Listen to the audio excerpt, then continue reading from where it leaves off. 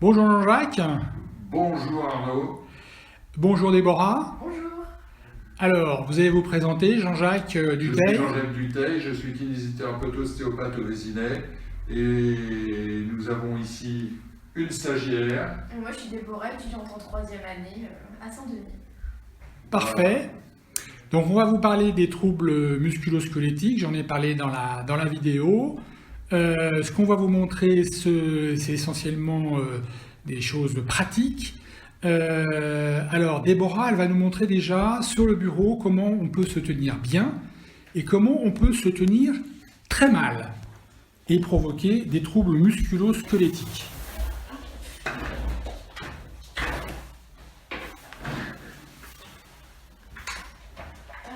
Comment on peut se tenir bien?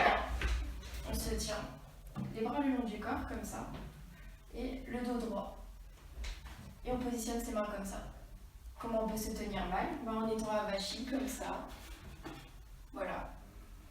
Alors la souris, tu peux l'avoir très près de toi et tu peux l'avoir aussi très très loin. En fin de journée, ça se termine avec le corps sur la gauche par exemple et la souris à 10 mètres, comme je dis en exagérant un peu. Donc une mauvaise position, remets-toi en mauvaise position. Voyez, ça touche le cou, ça touche le poignet, le coude, ça touche le rachis lombaire.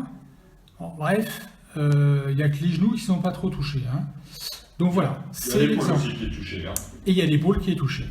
Voilà, Jean-Jacques, donc je te laisse avec Déborah nous montrer. On va commencer par le cou. On va commencer par le cou. Alors, effectivement, lorsque l'on est à l'ordinateur pendant 10 heures par jour, voire plus chez certaines personnes, eh ben, qu'est-ce qu'on fait? On a la tête qui est rivée sur son ordinateur. Que l'on soit bien placé ou pas placé, on est relativement immobile.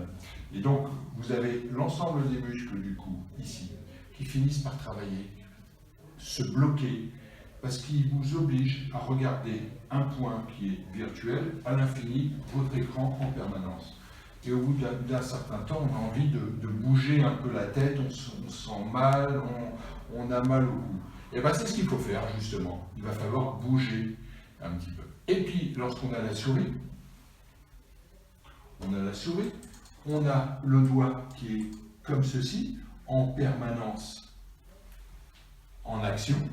Et qu'est-ce qu'on a? Je ne sais pas si on le voit à la caméra d'ici, mais on se fait un petit trouble musculo-squelettique qu'on appelle la tendinite de l'épicondyle, une épicondylite, parce que le doigt est constamment en action.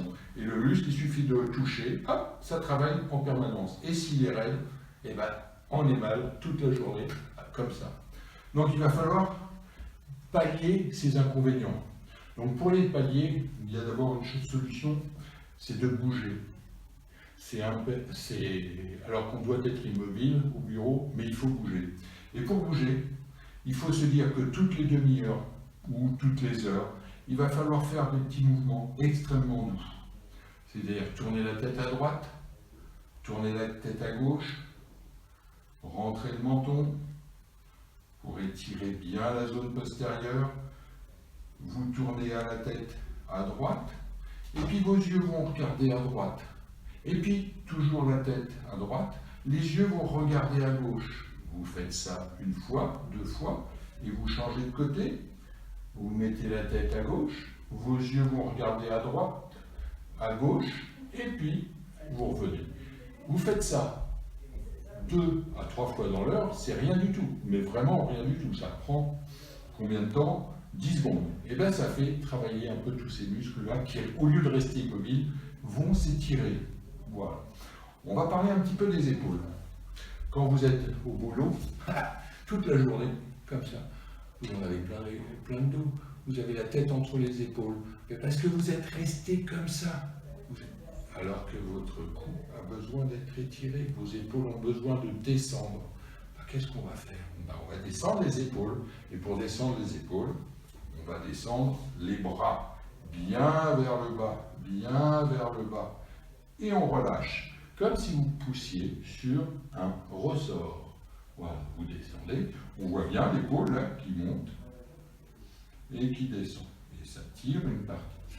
Alors, on peut agrémenter le tout en tournant d'un côté, en descendant là, une fois, deux fois. On fait l'autre côté, on descend une fois, deux fois. C'est très bien. Donc là, on a travaillé un petit peu pour protéger un peu les cervicales, un petit peu les épaules, parce que on fait aussi des troubles musculo-squelettiques au niveau de l'épaule, au niveau du sus-épineux. Tout simplement en restant comme ça. On a même le rictus qui finit par arriver. Hein. C'est quand on est toute la journée comme ça. Du reste, on les voit nous au cabinet le soir, ils ont très mal partout. On va faire le muscle. Je vous ai parlé tout à l'heure de l'épicondyle. Regardez, vous avez le doigt qui va travailler, on voit. Alors qu'est-ce qu'il faut faire? Ce muscle-là, qui est là, tout simplement, on va l'étirer. C'est très simple. Étire ce muscle-là. Tu le tends. Voilà. Tu peux faire ceci. Tu peux faire ça. Voilà. On voit bien ce muscle-là qui va de là jusqu'ici. Là. Comme ça. On étire le doigt. On étire le poignet. On fait à droite, à gauche, évidemment, si on est gaucher, dans un sens. On fait dans l'autre. Et c'est merveilleux. Une fois toutes les heures, et ben ça suffit. Voilà, on a parlé de quelques troubles musculo-squelettiques. Après, on va parler de la position des lombaires. Alors, les lombaires, au bout d'un certain temps, lorsqu'elles sont même bien positionnées, ici, hein, les fesses bien au fond du fauteuil, au bout d'un certain temps, comme pour tous les muscles, quand ils restent immobiles pendant un certain temps, ils finissent par avoir mal. L'idéal, c'est de se lever, faire 3 tours autour de la chaise, marcher un petit peu et se remettre au travail. Il y a des exercices à faire, extrêmement simples, hein, que l'on a appris, que vous pouvez apprendre chez un kiné, chez un prof de gym, faire un petit peu de mouvement de rétroversion du bassin, tout doucement. Hein, vous vous mettez contre un mur. Vous pouvez toujours continuer à travailler en prenant votre livre, votre document. Vous pouvez le lire, vous faites des petits mouvements comme ça, extrêmement doucement. Montre Déborah. Les mouvements de bascule du bassin contre un mur. Voilà. Voilà. Très bien. Voilà. Tu rentres le nombril, tu bascules bien, c'est parfait. Voilà. 2-3 fois ça. Bon, maintenant tu te rassois. Et si tu es, mets-toi dans une mauvaise position. Tu vas, t'as mal partout. Eh bien, qu'est-ce que tu fais? Tu changes de position. Si vous avez la chance d'avoir un bureau qui se lève, l'idéal c'est de changer encore de position. D'avoir un bureau comme on a dans certains pays. Bah, il faut demander ça à votre patron. Il faut demander un bureau dont le fauteuil se lève et dont le plan de travail se lève. Et vous pouvez travailler debout. Le fait de travailler debout change votre position et vous fait du bien. Le plus important, c'est changer de position souvent. Voilà. Bon, je vous ai montré quelques exemples. On va repasser à d'autres problèmes après au niveau lombaire. Merci. Alors là, on va se focaliser sur les lombalgies liées au travail sédentaire, c'est-à-dire au bureau, avec Déborah et toujours Jean-Jacques Dutheil. Alors, les gens qui ont des problèmes lombaires au bureau ou qui n'en ont pas et qui risquent d'en avoir s'ils ne font pas un petit peu attention, c'est toujours l'immobilité. Si vous restez 5 heures comme ça, personne ne peut rester 5 heures immobile et encore moins 8 heures ou 10 heures. Il faut excessivement bouger, très souvent, un petit peu. Il ne faut pas hésiter à se lever, à bouger la position. Mais on va d'abord apprendre la première position, la bonne position. Avoir les fesses bien calées au fond de son fauteuil. Avoir les bras comme ceci. L'idéal, c'est, contrairement à ici, avoir l'écran au niveau du visage, à peu près au niveau des yeux. Vous voyez, sinon, on a tendance à se mettre un petit peu comme ça.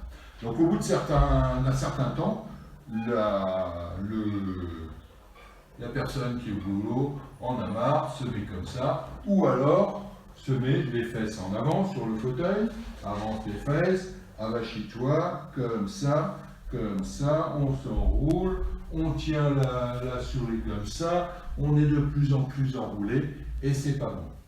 Mais c'est évident qu'on ne peut pas rester cette position en permanence, dans la bonne position. Donc il faut changer. Le plus important, c'est le mouvement. Donc, quand tu as une position comme ça, de temps en temps, tu te recules, voilà, tu rentres tes fesses, voilà, très bien, tu cambres un peu, voilà, tu te redresses, tu montes un peu tes bras, tu te redresses, tu mets tes mains sur tes genoux, tu te mets un petit peu en arrière, voilà, tu te mets un petit peu en arrière, comme ceci. Est-ce que tu sens? Voilà, tu peux bouger. Tu peux aussi te mettre debout. Vas-y, tu sors debout. Voilà, tu vas te mettre comme ceci. Et tu vas un petit peu étirer tes bras. Comme ça, tout doucement. Tu cambres très légèrement, à peine, et tu reviens. Tu le fais 2-3 fois, et c'est suffisant. Ensuite, dans certains bureaux, si vous avez la possibilité, vous pouvez amener votre petit ballon, que voici, qu'on appelle un Swiss ball, et de temps en temps, vous prenez votre chaise, et hop, vous l'enlevez. Et qu'est-ce que vous allez faire? Vous allez travailler 4-5 minutes comme ceci. Voilà. Vous êtes là. Effectivement, vous pouvez avoir un plateau plus haut ou un plateau plus bas, parce que je suis quand même assez grand. Moi, je suis au-dessus. Et vous faites des micro-mouvements, vous voyez, en avant, en arrière, en avant, en arrière. Et vous pouvez même rester relativement immobile, en sachant que vous ne serez pas immobile parce qu'il va falloir en permanence maintenir l'équilibre. Donc ça vous fait travailler un petit peu. Et vous travaillez comme ceci, et puis vous l'enlevez. Alors certains bureaux l'acceptent, d'autres le refusent. C'est à vous de voir. Alors Jean-Jacques, tu vas nous montrer des mouvements ergonomiques pour soulager, en tout cas... Moins faire d'efforts au niveau lombaire pour porter une charge un peu lourde. Exactement. Donc, on va faire une charge lourde, on va faire aussi le port de clés, de choses très très basses. Et puis, tu vas commencer par la charge lourde en nous montrant, la chose essentielle, et 2, l'alternative, quand on ne peut pas. Alors, la chose essentielle, c'est de se rapprocher au maximum et ramener le poids le plus proche du poids qu'on a à porter. C'est-à-dire qu'il faut être extrêmement près de l'objet. Plier les hanches pour descendre. Mettre son dos en lordose verrouillée, physiologique. Descendre le plus possible. Et là, c'est une question de souplesse. On porte et on monte avec les jambes tout en étant très très très proche du poids à porter. Ça, c'est la chose la plus évidente qui soit. Après, on en fait ce qu'on veut. Très bien. Quand on le lâche, pas sur les pieds.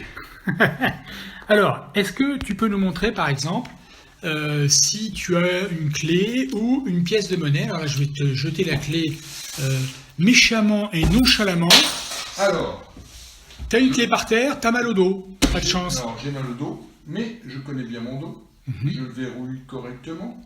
Je peux le positionner correctement. Je descends, j'attrape ma clé. Ça, pas de problème. Mais en plus, j'ai vraiment mal au dos. Deuxièmement, hop, la clé tombe par terre.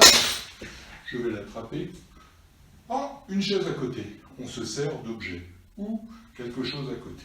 On fléchit on prend un appui, on garde le dos toujours bien positionné, on attrape et on se relève en s'aidant des genoux et de la main. Ça, c'est un appui. Parfait. Et enfin, Jean-Jacques, est-ce que tu peux nous montrer, par exemple, en soulevant le bureau, comment il faut soulever des charges pas trop lourdes, mais voilà. Alors, toujours pareil, si mon poids